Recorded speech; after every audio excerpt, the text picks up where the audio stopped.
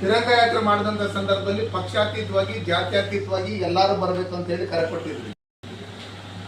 ನಮ್ಮಲ್ಲೆಲ್ಲ doctor Venugopal ಅವರು ಇರ್ಬೋದು, ನಮ್ಮಲ್ಲಿ ಮತ್ತು ಪ್ರಕಾಶ್ ಅವರು, ಮಂಜುನಾಥ್ ಗೌಡ್ರು ಇರ್ಬೋದು, ಮುನಿಯಪ್ಪ ಅವರು ಇರ್ಬೋದು, ಎಲ್ಲರೂ ಒಟ್ಟಿಗೆ ಸೇರಿದ್ರಿ. ಎಷ್ಟೋ ಜನ ವಿದ್ಯಾರ್ಥಿಗಳು, ಸಾವಿರಾರು ಸಂಖ್ಯೆಯಲ್ಲಿ ವಿದ್ಯಾರ್ಥಿಗಳು, ಸಾವಿರಾರು ಸಂಖ್ಯೆಯಲ್ಲಿ ನಾಗರಿಕರು ಸೇರಿದ್ರು. ಕಾಂಗ್ರೆಸ್ ಪಕ್ಷದ ಶಾಸಕರು ಒಬ್ರು ಬಂದಿಲ್ಲ. ನಾವೇನು ಓಟ್ ಕೇಳಕ್ ಹೋಗಿದ್ವಿ.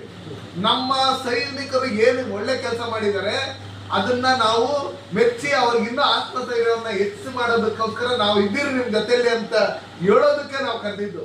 ಅದಕ್ಕೂ ನೀವು ಬಂದಿಲ್ಲ ಅಂದ್ರೆ ಈ ಕಾಂಗ್ರೆಸ್ ಮನಸ್ಥಿತಿ ಯಾವ ತರ ಇದೆ ಅಂತ ಹೇಳಿ ನಿಮ್ಗೆ ಆಗ್ಲೇ ಗೊತ್ತಾಗುತ್ತೆ. ಅದೇ ಬೇರೆ ಏನಾದ್ರು ದರ್ಗಾ, ಅದೇನಾದ್ರು ಮಸೀದಿ, ಇನ್ನೇನಾದ್ರು ವಕ್ಫ್ ಬೋರ್ಡ್ ಅಂತ ಹೇಳಿದ್ರೆ ಎಲ್ಲರೂ ಒಗ್ಗಟ್ಟಾಗಿ ಬಂದ್ಬಿಟ್ಟಿರ್ತೀವಿ.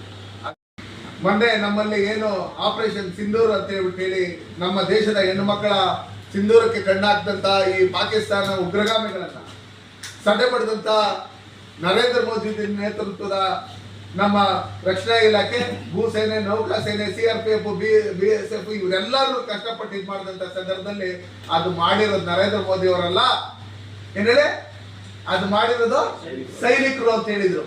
ಇದೇನು ಸಿದ್ದರಾಮಯ್ಯನವ್ರು ಏನು ಮಾಡಿಲ್ಲ. ಈ ತೆರಿಗೆ ದುಡ್ಡು ಅದು ಸಿದ್ದರಾಮಯ್ಯನವರೇ, ಸಾರ್ವಜನಿಕರ ದುಡ್ಡು. ಸಿದ್ದರಾಮಯ್ಯನವ್ರು ಏನ್ ಮಾಡಿದ್ದಾರೆ ಅಂತ ಹೇಳ್ಬಿಟ್ಟು ನಮ್ಗೆ ಹೇಳ್ಬೇಕು. ಇವತ್ತು ಜಾತಿಗಳ ಮಧ್ಯೆ ವಿಷಬೀಜ ಬಿತ್ತಿ ಇವತ್ತು ಅಹಿಂದ ನಾಯಕರು ಅನ್ಸ್ಕೊಂಡಿರ್ತಕ್ಕಂಥ ಸಿದ್ದರಾಮಯ್ಯನವರು ಈ ಅಹಿಂದ ವರ್ಗಕ್ಕೆ ಮಾಡಿರ್ತಕ್ಕಂಥ ಮೋಸ, ಇವತ್ತು ಈ ಅಹಿಂದಕ್ಕೆ ಖಳನಾಯಕರಾಗಿ ಇವತ್ತು ದಲಿತ ಸಮಾಜವನ್ನ ಇವತ್ತು ತುಳಿದುಕೊಳ್ಳಲ್ಪಟ್ಟಂತವ್ರನ್ನ ಮೇಲೆ ಕೆತ್ತೆ ಇವತ್ತು ವಾಲ್ಮೀಕಿ ಸಮಾಜವನ್ನ, SC ಸಮಾಜವನ್ನ ಇವತ್ತು ತುಳಿದಿರ್ತಕ್ಕಂಥ ಖಳನಾಯಕರು ಸಿದ್ದರಾಮಯ್ಯನವರು. ಆಗಿರ್ತಕ್ಕಂಥ ಸಂದರ್ಭದಲ್ಲಿ ದೇಶದ ವಿಷಯದಲ್ಲಿ ಬಂದಾಗ ಸೈನಿಕರಿಗೆ ಹಿಂದೆ ಒಂದು ಬುಲೆಟ್ ಪ್ರೂಫ್ ಜಾಕೆಟ್ ಇರಲಿಲ್ಲ, ಮಾಡರ್ನ್ ವೆಪನ್ಸ್ ಇರಲಿಲ್ಲ. ಇವತ್ತು ನಾವು ಸೈನಿಕರ ಹತ್ರ ಕೇಳಿದಂತ ಸಂದರ್ಭದಲ್ಲಿ ನಮ್ಮ ವೆಪನ್ಸ್ ಆಗ್ಲಿ, ಮಹೇಂದ್ರ ಅವರು ಡೆವಲಪ್ಮೆಂಟ್ ಮಾಡಿರ್ತಕ್ಕಂಥ ವೆಹಿಕಲ್ಸ್ ಆಗ್ಲಿ, ಬ್ರಹ್ಮೋಸ್ ಆಗ್ಲಿ, ಆ ಕ್ಷಿಪಣಿಗಳಾಗ್ಲಿ, ಚೈನಾ, ಟರ್ಕಿ, ಪಾಕಿಸ್ತಾನ ಎಲ್ಲ ಮಿಸೈಲ್ಸ್ ಬಿಟ್ರೆ ಅದನ್ನ ಒಡೆದು ಉಳಿಸಿರ್ತಕ್ಕಂಥದ್ದು ಯಾರೋ ಒಂದು ಲೆಕ್ಕಾಚಾರದಲ್ಲಿ 1971 ಇಂದಿರಾ ಗಾಂಧಿ ಕಾಲದಿಂದ, ನೆಹರು ಕಾಲದಿಂದ ಈ ದೇಶದಲ್ಲಿ ಯುದ್ಧ ನಡೆದಂತ ಸಂದರ್ಭದಲ್ಲಿ ಅವ್ರಿಗೆ ಯಾವ ರೀತಿಯಲ್ಲಿ ಅಕ್ಷಯ್ ಚೀನ್ ಯಾವ ತರ ಹೋಯ್ತು, POK ಯಾವ ತರ ಹೋಯ್ತು, ನಮ್ಮಲ್ಲಿ ಲಾಹೋರ್ವರೆಗೂ ಹೋಗಿದ್ದಂತ ಸೈನ್ಯನ ಯಾವ ರೀತಿ ವಾಪಸ್ ಕರ್ಸ್ಕೊಂಡ್ರು, ಯಾರು ಖಳನಾಯಕರು, ಯಾರು ದೇಶದ್ರೋಹಿಗಳು ಅಂತ ಹೇಳಿ ನಮ್ಮ ಸೈನಿಕರಿಗೂ ಗೊತ್ತು.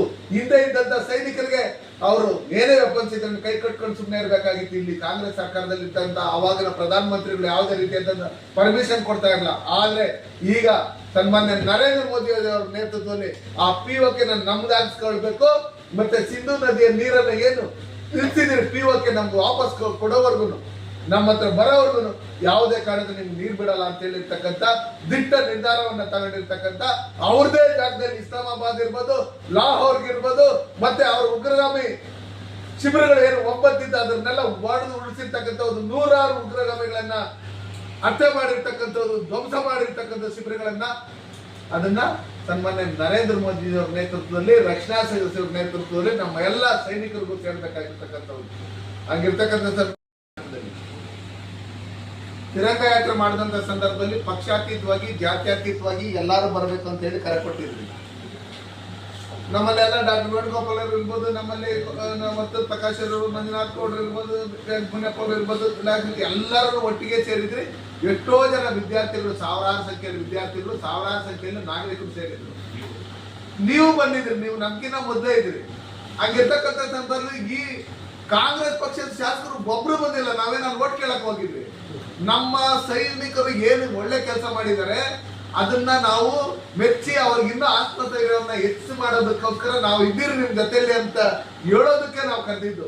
ಅದಕ್ಕೂ ನೀವು ಬಂದಿಲ್ಲ ಅಂದ್ರೆ ಈ ಕಾಂಗ್ರೆಸ್ ಮನಸ್ಥಿತಿ ಯಾವ ತರ ಇದೆ ಅಂತ ಹೇಳಿ ನಿಮ್ಗೆ ಆಗ್ಲೇ ಗೊತ್ತಾಗುತ್ತೆ. ಅದೇ ಬೇರೆ ಏನಾದ್ರು ದರ್ಗಾ, ಅದೇನಾದ್ರು ಮಸೀದಿ, ಇನ್ನೇನಾದ್ರು ವಕ್ಫ್ ಬೋರ್ಡ್ ಅಂತ ಹೇಳಿದ್ರೆ ಎಲ್ಲರೂ ಒಗ್ಗಟ್ಟಾಗಿ ಬಂದ್ಬಿಟ್ಟಿರ್ತೀವಿ.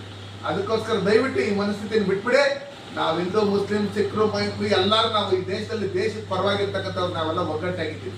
ಈ ದೇಶದೊಳಗೆ ಯಾರಿದ್ದೀರಿ ಅವ್ರು ದಯವಿಟ್ಟು ಯಾರೇ ಇದ್ರು ಅಂತವ್ರಿಗೆ ಈ ರಾಜ್ಯದಲ್ಲಿ, ಈ ದೇಶದಲ್ಲಿ ಉಳಿಗಾಲ ಇಲ್ಲ. ಅದಕ್ಕೋಸ್ಕರ ಇಲ್ಲಿಂದ ಹೋದ್ರೆ ನಾನು ಬಾರ್ಡರ್ ಸೇರ್ಸ್ಕೊತಾ ಇಲ್ಲ ನಿಮ್ಮನ್ನ, ಇಲ್ಲಿಂದ ಹೋದ್ರೆ ಬಾರ್ಡರ್ ಸೇರ್ಸ್ಕೊತಾ ಇಲ್ಲ. ಈಗಾಗಲೇ ಬಲಿತಿಸ್ತಾನ ಹೊಡೆದೊಡ್ದು ಏನೋ ಧ್ವಂಸ ಮಾಡ್ತಾ ಇದೆ.